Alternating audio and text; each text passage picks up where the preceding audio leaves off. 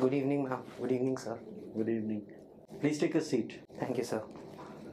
Shashwat, before we progress, here the post held by your father has been given as Assistant Commissioner of State Tax. Yes, sir. Is that correct? Or is it Sales Tax? Yes, sir. Previously, it was called the Sales Tax Department or the Commercial Taxes Department. But after the GST regime, the department has changed to the State Tax. Oh, okay, because this was something which I had not encountered before. So, Shashwat, for the benefit of the panel, can you give a quick introduction, please? Sir, I have done my. Sir, I have been born in Patna, Bihar, and I did my initial schooling from there. And later, I moved to Ranchi because my father got transferred there. And then, after completed my higher education from Ranchi, the 11th and 12th grades, and then thereafter I got into IIT Delhi in textile technology. I completed my graduation in 2019, and since then I have been preparing for UPSC Civil Services. My interests are music because I have been trained in tabla since childhood. So I got some opportunities in IIT to just pursue that after a long time. And then I also got interested in street and stage play. So did some street and stage plays in college fests around Delhi. Very good. But you're not interested in going in for a career in textile technology, which is a fairly niche kind of area, and I would imagine that there's a lot of demand for people from your background with such a good educational backdrop also. What impels you towards the civil services? Sir, there were two. I analyzed myself. There were 2-3 reasons. Firstly, textile technology. Sir, I think a career in textile technology would be fruitful if I have that kind of aptitude towards pursuing a research or higher education in that domain.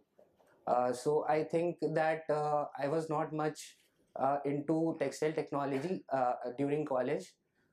So secondly, the thing is that public service and I think the civil services career has a lot of opportunities which suits my personality, which suits what I can do better at. So that's why I chose a career in civil services, and also my father was also inspiration because I have seen him doing that job. So that was a natural inclination for me. Have you heard of this term Manchester of the East? The Manchester of the East. Yes. Yes, I think it's the Ahmedabad city because of the because Manchester is popular for the textiles and the industry there. So our India has Ahmedabad as the major cotton textile industry city. So, what happened to that cotton industry as such? I mean, in the sense that it was called the Manchester of the East, but it's now fallen into decay. Why is it that particular industry has gone for a tailspin? Yes, sir. One reason was that because historically the region has been producing a fine variety of cotton. So after independence, some of the lands which got into Pakistan and producing the long staple fiber variety. So there were quality issues with the cotton textile, which was very premium at that time, and now it has little deteriorated. India largely produces the short staple fiber variety of cotton, and secondly, so there are also issues of the structural issues related to the textile industry, about the labor issues and the reforms which were much needed at the right time. And there was also, sir, the produce which we were focused on, because that region was only concentrated for the natural fiber natural fiber and the fabrics made out of that, cotton largely. So I believe these were the reasons. What about the modernization of the mills, technology being used? Sir, yes, that I missed. That is also a very important factor, because we see that the industry has been a little slow in changing to newer forms of technology. At IITs, we saw that there was much tech, but in industrial applications, it is little low. So, what do you understand by disruptive technology? Sir, the disruptive technologies are those which are based on the emerging technologies used for industrial application or various applications, which have a potential to bring structural changes to the existing framework. Let's say the AI or the machine learning 5G. So these emerging technologies will reduce the labor requirements, because everything would be controlled by computers, and there will be less requirement of They will be manpower. game changers, right? Yeah, yes sir, yes sir, they will be game changers. Would you regard this as an example of disruptive technology? Smartphone. So it is one of the when it was introduced, smartphone disrupted the because we see that we are not now very less dependent on the landline phones. Not just the phones. I mean, this destroyed so many other technologies, right? No sir, Watch, computer, laptop, calendar, camera, you name it. It's all there. Sir, I believe that disruptive technology like this, the smartphone, while it has done some damage, but it has created various opportunities. Because So that's what disruptive technology does, right? yes sir. Okay. Now, my final question. There is a school of thought that these flagship programs like Swachh Bharat Abhiyan, Smart Cities Mission, and all, they are launched with a huge amount of fanfare, and then nobody knows what happens to them. They all go into some kind of a hibernation mode, right? So is it just a PR stunt, or are these flagship schemes of any value? So for these particular schemes, I think the Swachh Bharat mission, I don't believe that they are just a PR stunt, or because we have seen many positive changes which have taken place after the implementation of the scheme, like the open defecation free status of villages, and now we are shifting to the Swachh Bharat mission urban targets. All other flagship schemes are there, but I think what is the concern about this is that there are some implementation challenges, and that's why we can say that maybe they are not known or much, they are not giving much impacts. So the key idea is that there are policies and schemes in place, but the implementation is where we can improve upon, so that public also knows and the service delivery improves. Right. Thank you. Thank you, sir. Yes, sir. What is the use of plastic in textile technology? Sir, plastics can be used for the reinforcement of the other fibers, because Is it being used? yes sir, I believe it is being used. No, sir, and the major thing, the man-made materials out of the man-made textiles, the polysynthetics, the man-made fibers are based on plastics. You're from IIT Delhi. Yes sir. Can you tell me some important alumni who have done excellent in their respective fields other than engineering? Other than Engineering. So there are many to name, but I can presently right now recall about Raghuram Rajan, who got into Yes. I just want the name. so there are many of them who have now excelled in many other fields, like the film industry, the entertainment industry. It's a general statement you are giving. If you remember any specific name, then please. From IIT Delhi or Yeah, from IIT Delhi, yes. sir, I'm not. Doesn't matter. You can't think of. Doesn't matter. You take part in street plays. Huh? Yes. So have you heard of Safdar Hashmi? Yes, sir. Who was he? Sir, he was a street play artist because he was the one who kind of popularized this art form uh, during the I think the 80s, 70s, 80s that time, and he was the one who used this form to actually do what street plays can do, bring the social message out, or Okay, so where is he now? he died during a mishap that happened while he was performing a street play near I think near the in the NCR region, only near I think Ghaziabad. What mishap happened? While he was performing the play with his Jan Natya Manch Academy, some Congress. Okay, he was killed in the. He was killed, yeah. Okay, fine. You play percussion instruments also. Yes, sir. Tabla only. No, sir. Tabla I used to play earlier in school times, and then I got into IIT. I got exposed into various other forms of percussion. Like there's a instrument called the cajon. It is a box-like instrument, and it is popular in the Latin America region. And there is also Zimbe, which is popular in which originated from that area, the African regions, and it is a small form of percussion, so it is easily portable. Okay, can you tell me what is the difference between a dholak and not tabla? You say mridang or pakhavaj. What is the basic difference between? You know what a pakhavaj is? Yes, sir. And you know what a dholak is? Yes. So what is the basic difference between these two? Sir, one difference I can think of is that the forms of music in which they are being played, because pakhavaj is generally associated with the Carnatic music system, and dholak. This is about the Pakhavaj is with Carnatic, and what about mridangam then? some mridangam also is in the Carnatic system, I believe. But there are also the technical aspects about it, because the size and also the area of play and the style of playing and the use of fingers about the surface.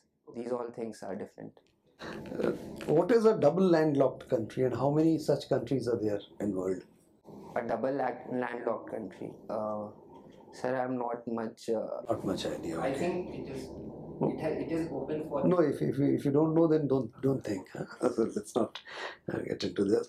So my last question to you: what is the situation of left-wing extremism in Jharkhand? Because you are from Ranchi, Abhi, right now, no? So it was very acute earlier. I don't know what is the situation now. Sir, recently there was a statement by the DGP of Jharkhand that it is in the last stages. We have the police has eliminated and the forces have eliminated major regions which were affected by left-wing extremism, and Any idea how many districts are affected right now, as per the MHA? I'm not sure about the number. You're not sure. But the regions, I believe, they are near the tri-junctions of the states of Chhattisgarh and Maharashtra, Jharkhand, and Bihar. The western region, and also some regions near the northeast also, northeast Jharkhand. Thank you. Mr. Shashwat, what is the meaning of Shashwat? The meaning of Shashwat is eternal. See, you are from a state which is very caste conscious, and you are not writing any surname. What is the reason? Sir, I believe that it was, I don't know if it was a conscious decision, but I think that not taking a surname is like not furthering that identity towards, and also if I present myself somewhere, that I should be known by what I am from inside, not by my identity. But you might have been asked in many places, "Ye kaun caste se ho?" Although Bihar mein, it is very common. Yes, sir. When you meet somebody, after a few minutes he will ask you, "Kaun jaat se ho?" Yes, sir. You might have experienced that. Yes, sir, I have experienced that, but personally, I was not knowing my caste till I was in class 8th. So after that, I got to know, and I had to ask my parents that people say which caste and all, then what should I answer? Then they said that, okay, you should know that you're from this caste, but you should not feel that, you should not be about much conscious about. That's a good thing. I'm not criticizing it. Fine. See, you have been interested in stage and stage play production. As a production, what is your role as a stage play? So street play production and stage play production both. So in production, I was in the music production department. So it is that we have a certain background music for the plays to narrate the scenes very appropriately. So I worked on that. So creating some new music and some blending some instruments with that. Suppose some a live stage play is going on, big audience is there, and actor forgets his lines. So how it can be handled? Sir, that has happened many a times. So the music, because it was a live play, so I was also performing live the music. So it was consciously done that, because if someone forgets the line, you just increase the volume and increase the music so that the audience doesn't get to know, and then it will not have a bad experience for the audience. Fine. See, you have been in textile technology. You have done. Simple question: what is warp and weft?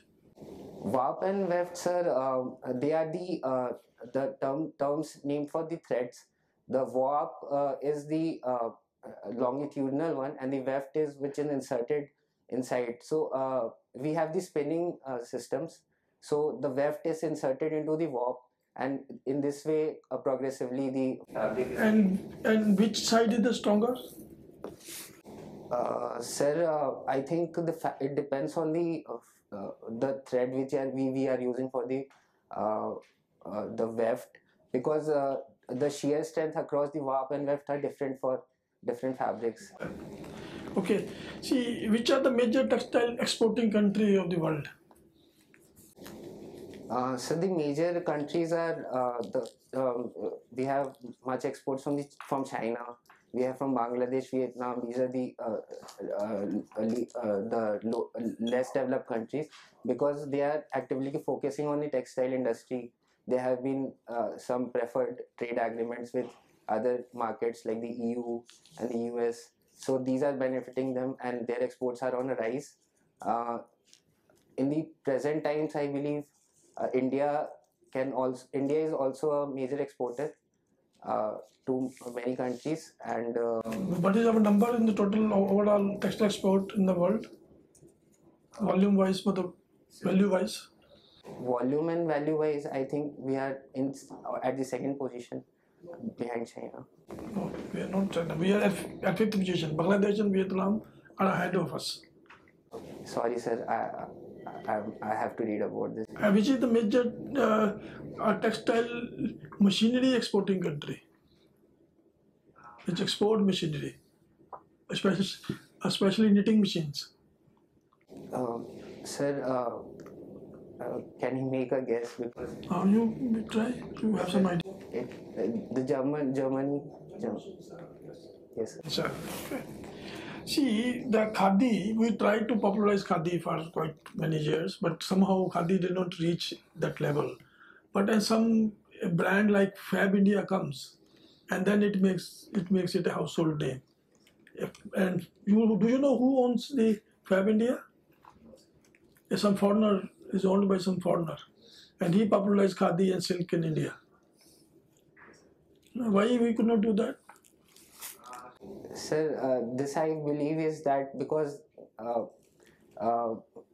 popularizing it has to do with the investment we are making into the strategy of the marketing, and also because we see that Fab India across outlets and across the websites, people are popular about the product, and the aesthetics are very good. And for the khadi, we have also done efforts. Khadi Village and KVIC, the Khadi Village and Industrial Corporation, is doing much efforts to popularize it. but we have to scale it up, I think. Have you read about Article 324 of the Constitution? What is it about? So it is about the Chief Election Commission and the provisions related to the election. And Supreme Court passed some order recently. What was that? Yes, the Supreme Court has recently they have told the government to make legislation for the appointment of Chief Election Commissioner, and they have proposed that the appointment will be done by a panel of 3 people: the PM, the Leader of Opposition, our Honorable PM, Leader of Opposition, and CJI. But since Article 324 says the election commissioner will be appointed by the President of India, and President of India acts on the aid and advice of the Council of Ministers. Where does the CGI come into picture? Why CGI is interfering in the executive domain? Sir, right now there is no legislation which is for the appointment. So, But articles is very clear. But law making, there is a separate part 2 of the problem issue.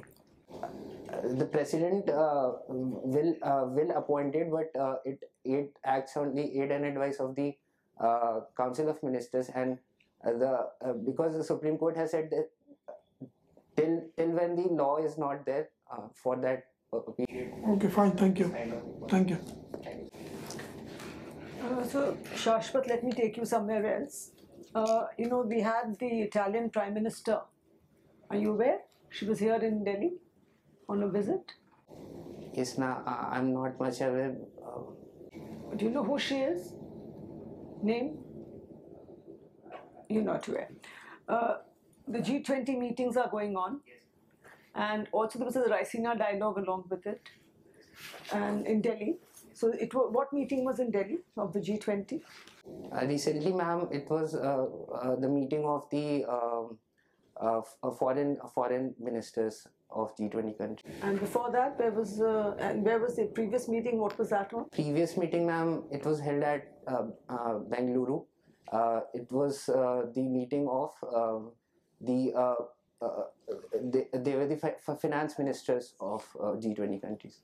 And there was also a Quad Foreign Ministers meeting. Yes. And you're aware that the Australian Prime Minister is also expected to come to India rather. Are you aware? I'm not following that. Okay, then we'll go to another subject. What's it called? The the UN Security Council has been in the news for quite some time. Reforms, essentially, of the UN and the UN Security Council have been discussed for quite some time, many years now. And there has been support, especially amongst the global south, so to speak, for reforms. And India is one of the countries which is, along with a few others, which is trying for a reformed, expanded Security Council. So do you think it's a good idea to expand it, and why? And to change, and why is reform needed? Yes, ma'am. I think the reforms, they are a good idea, because the recent geopolitical scenario, we see that the Indo-Pacific is a very I would say it's a very important region now, and with the countries like India and also the countries of Africa and what we call the global south, it has much role to play in the future of our world geopolitics, because these are the countries which will be facing issues of climate change. These are the countries which will be facing. So why do we need to reform? Why do we need to reform the UN Security Council, the UN in general? Why do we want to reform them? Why should they be reformed? Ma'am, they have to be more inclusive. They have to be. We have to have members like India, because India is. Currently, how many members are there in this UN Security Council? Permanent members? 5 permanent members. Which are? US and UK and US, UK and China and France and I think Russia. Russia. I'm so sorry. And so we saw that the UN Security Council was quite unable to counter or to take any concrete step during the COVID crisis, as also now during the recent Ukraine-Russia war. Why is that so? Why do you think that has happened? Ma'am, I think Afghanistan war or Afghanistan case. I've read that because You're not sure. I'm not sure about it. So All right, thank you. thank you, ma'am. Shashwat. So I think with respect to textile industry, multiple questions were asked. Just I want to touch one or two basic things. Do you know what is the most important or costliest textile in the world up to 20th century? Up to 20th century. I'm not sure, sir. It is. I wouldn't. Okay, fine. Find out it. So it's related to India. That's why. Similarly, there state-wise, you have multiple textile-related aspects. So coming to the question, actually, why was your DAF mentioning Delhi as your home state, home cadre? Sir, it was because on the basis of the education qualification, the education which I on the basis of that parameter I chose Delhi as the home state, and also I have lived I now 7-8 years in Delhi. Most of the time I have lived in Delhi, so. Okay, so fine. So related to your home state, Jharkhand, native. So what is it known for? Sir, that there is no one thing for which it is known. It has multiple good things about it, which makes it a state to be known. Like, Okay, from the economic dimension, natural resources. What is the geographical reason for it? sir, it's the eastern uplands, the Chhattisgarh, the Chota Nagpur Plateau region. Okay. So have you heard something called a resource curse? Yes. What is it? Sir, it relates to the disadvantage a region suffers because it is blessed with natural resources, but it has not been progressive or developed. So this resource curse, I think. Why? If we talk about Jharkhand and the eastern part of India, the earlier stages of industrial development will largely focused around the western region of India, and the eastern regions were exploited for the natural resources, the coal and all metal and mineral resources. So there was a policy, the freight equalization policy, which said that transport will not act as an impediment for the industrial development. So for this, the major regions which grow in industrial development were the western regions. And so does it, more resources, plenty of resources, have implications with respect to administrative failure or political failure? Can we relate that to resource curse, whether it is Jharkhand or African countries or anything? Sir, I couldn't comprehend your question. Okay, more resources leads to more corruption and misuse of power. So that was also the most important reason. So I think it's time, sir. Pass it on. Best of luck. Thank you, ma'am. Thank you, sir. All the best, Shashwat. Thank you.